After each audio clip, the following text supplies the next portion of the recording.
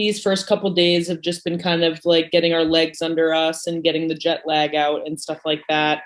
And then obviously we're just getting right into it with the game. So, first day right off the bat, we're just getting ready for Sweden, and it's kind of just preparation mode right now. So all of us are just gearing up and getting ready for that first game.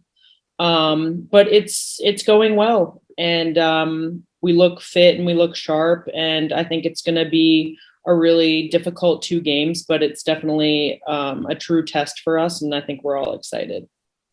Does it feel different preparing for these games? Because obviously it's such a different world situation that we're in. Like we've already seen with France, they've had like a few difficulties with COVID cases. You guys have had one with Macario. Obviously she has to stay at home in Lyon. Like, what's the feeling at the moment? Is it kind of, are you on edge? Or are you able to kind of relax into it, enjoy the football?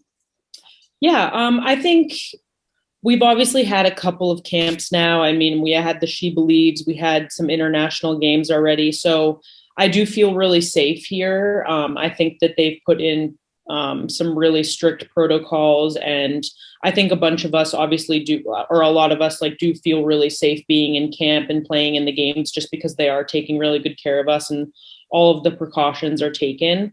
So, it obviously is just like, I mean, I feel like it's just been a whole year thing where it is like, a stress that I think everyone has in the back of their mind.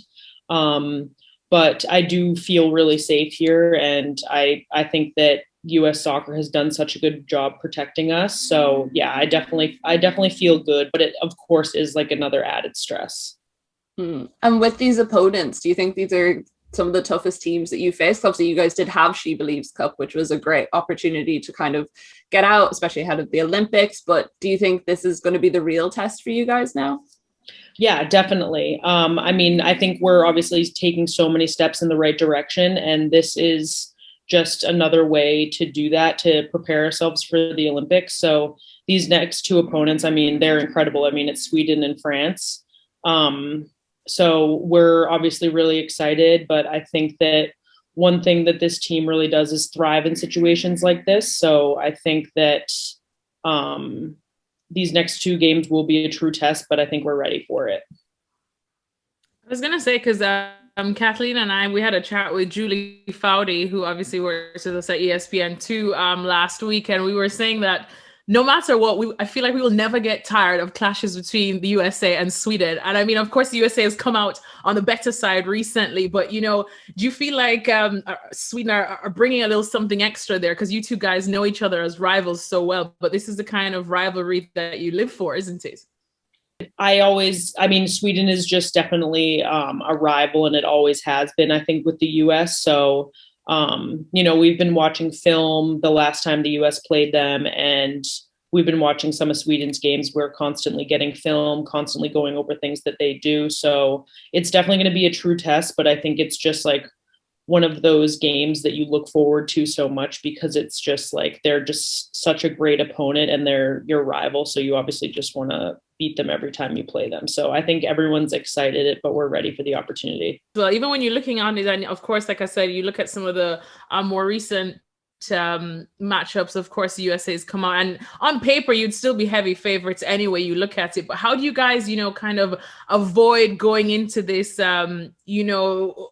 underestimating, I suppose, the quote unquote underdog, even though they are Sweden? I suppose in comparison to the US, they can always be looked at the underdog. So how do you kind of avoid, I guess, falling victim to that sometimes we see some top teams do?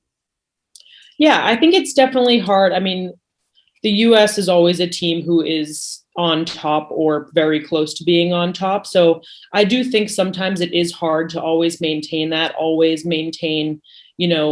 like staying 100% focused and motivated, just because sometimes when you are on top, it's easy to not like slack off, but it's easy to kind of get comfortable.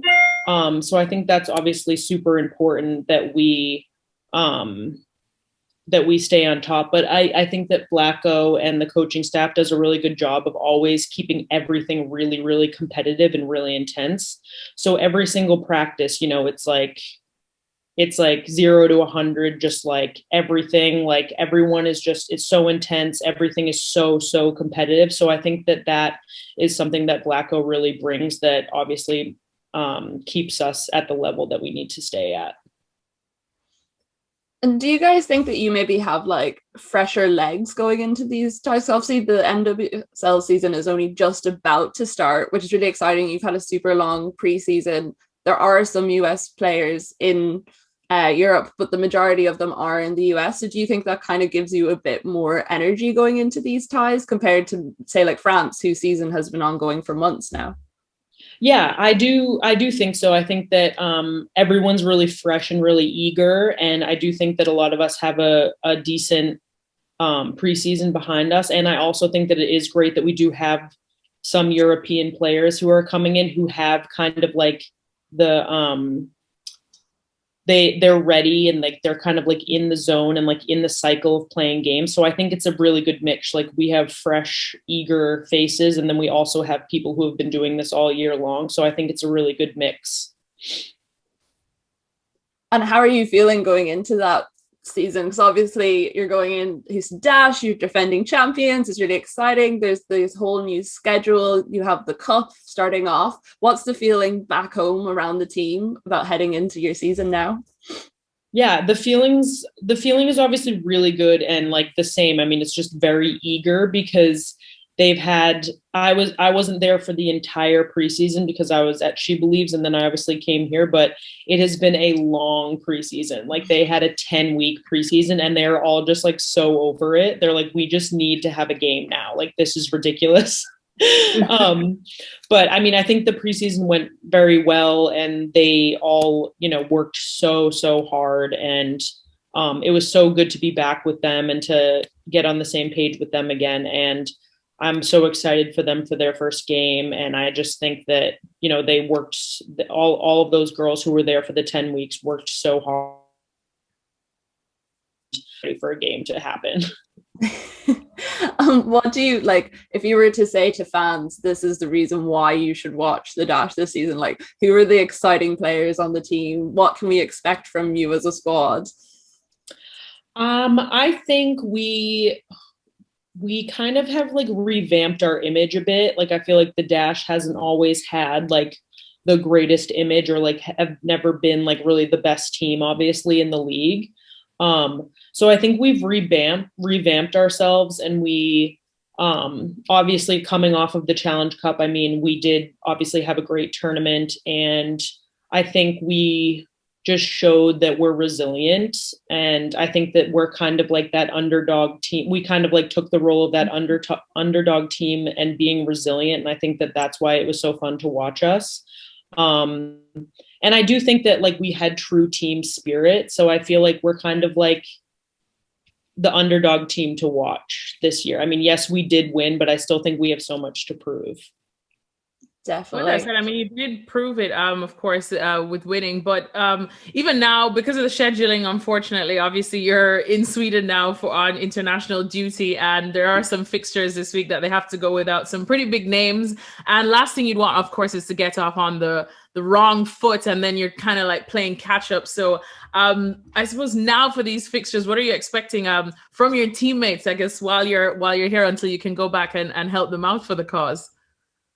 Yeah, they'll be I'll be without them for like the first 2 games, which obviously stinks because you obviously just want to start the season with them. But I mean, the first game is at home.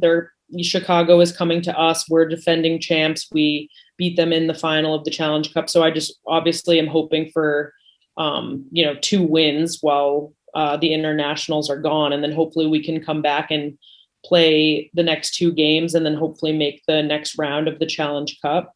But they're looking good. And I think that they are looking so fit. They're getting better and better every single day. And I obviously just can't wait to get back and play with all of them. But I do think that they're ready. And James, our coach at Houston Dash, has really prepared us for the first game. So I can't wait to see what happens. It'll be like, it's going to be on at like 2:30 in the morning here. So I won't be able to stay up and watch it.